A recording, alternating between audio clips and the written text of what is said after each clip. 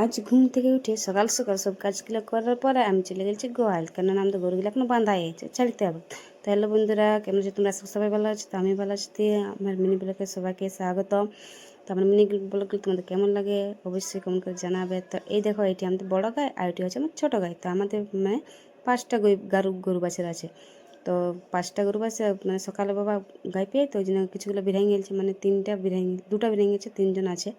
তো প্রথমে বড় গাইটিকে খুলে দিচ্ছি, তারপর খুলবো ছোটো গাইটিকে, কেননা ছোটো গাইটিকে মানে বড় গাইটিকে ধুনে, তো ওই জন্য বড় গাইটিকে আগে মানে বিড়াইলে তাহলে ছোটো গাইটিকে বিরাট দিবে। তো তারপরে আগে খোলার পরে আমি দেবো আর কুড়া খাতে, মানে দলিয়ার কুড়া নুন দিয়ে মানে মিক্স করে দিই শুকাই। তারপরে আমি দেখছো গোয়ালটা ঝিটাবো। তারপরে তো ওদেরকে আমি খাতে দিয়ে দিয়েছি, আর বড় গাইটিকে একটু আলাদা দিয়েছি আর ছোটো গাইটিকে দিয়েছি দূরে, কেননা একসঙ্গে খাইলে ওরা মানে ঝগড়া লাগবে। তো ওই জন্য ভেনু আমি দিয়েছি আর আলাদা আলাদা দিয়েছি, মানে দূরে দূরে।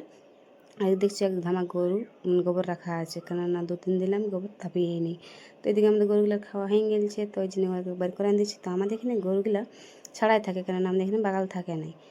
তো আর এদিকে আমার ছোটো বাবু দেখো কেমন কপাট কুণ্ডালে হল কিছু। তো বন্ধুরা